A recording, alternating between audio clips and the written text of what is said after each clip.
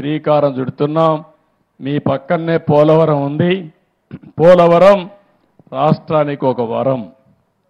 కానీ దుర్మార్గుడు వచ్చి అక్కడ పోలవరాన్ని కూడా గోదావరిలో కలిపేశాడు.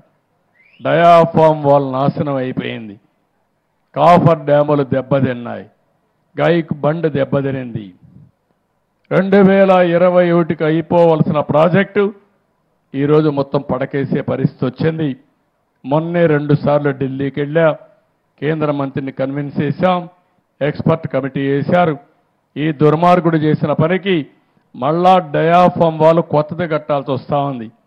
కొత్తది కట్టకపోతే ఒకవేళ ఏదైనా ప్రమాదం జరిగితే తూర్పు గోదావరి జిల్లా, పశ్చిమ గోదావరి జిల్లా 2 కూడా మునిగిపోయే పరిస్థితి, కొట్టుకుపోయే పరిస్థితికి వస్తాయి.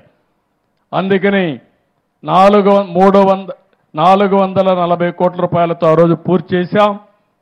అది పోయింది. ఇప్పుడు 990 కోట్ల రూపాయల అదనపు భారం పడతా ఉంది. అయినా కూడా పర్వాలేదు, మీ క్షేమం కోసం కొత్త డయాఫామ్ వాల్ ప్రారంభిస్తాం. తొందరలోనే వీలైనంత తొందరలో పోలవరాన్ని పూర్తి చేసి మీకు 3 పంటలు కావాలని మీకు ఇస్తాం.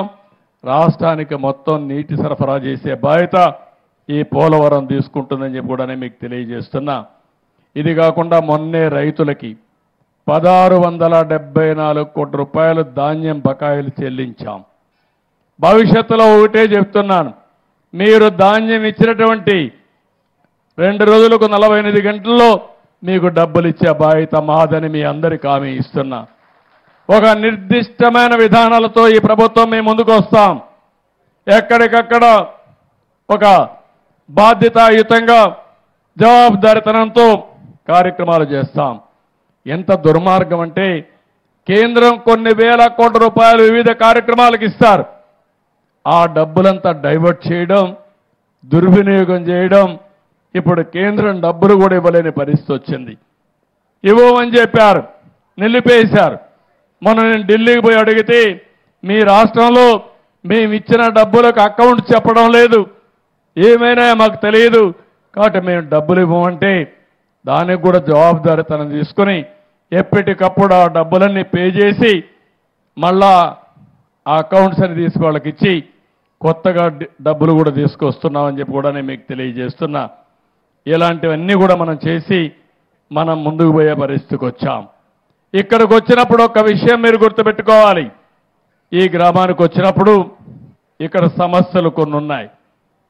ఈ సమస్యల్ని ఇప్పుడే మన వాళ్ళు ఒక 10 కోట్ల రూపాయలకి 16 వర్కులు ఇచ్చారు మొత్తం పంచాయతీ అంతా.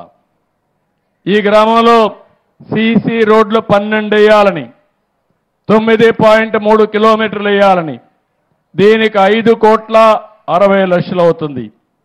అదే మరిగా మురికి కాలువలు 5 చేయాలని, 4.5